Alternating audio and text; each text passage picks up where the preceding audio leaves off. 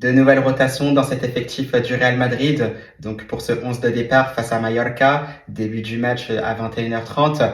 Et pour ça, on retrouve encore une fois de nouvelles rotations entre Dani Carvajal et Alexander Arnold. L'international des True Lions débutera le match, au contraire de la semaine passée où c'était Dani Carvajal qui avait commencé. Pareil aussi en défense centrale, aux côtés de l'indéboulonnable Dean Huijsen, ce sera Eder Militão qui commencera. La semaine passée, c'était Antonio Rudiger en attaque, et c'est peut-être aussi finalement la petite surprise, c'est que Franco Mastantuono, le jeune argentino, commencera de nouveau sur le côté droit de l'attaque du Real Madrid. On retrouvera toujours Kylian Mbappé à la pointe de l'attaque. Cette fois-ci, c'est Vini Junior qui commencera. La semaine passée, c'était Rodrigo Goes. On voit justement cette profondeur du banc aussi de cette équipe du Real Madrid. C'est tout simplement admirable quand on voit ça. On attend aussi avec beaucoup de résultats positifs en finalité. Au milieu de terrain, on retrouvera toujours les trois mêmes, Arda Güler avec Federico Valverde et Aurélien Tchouaméni. Valverde qui récupère bien sûr le brassard de capitaine,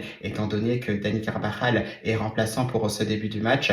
Donc voilà, on a toujours cette composition d'équipe qui fait extrêmement plaisir à voir. Thibaut Courtois, bien évidemment, je l'oublie pas, ça ne bouge pas, incontournable dans les buts du Real Madrid.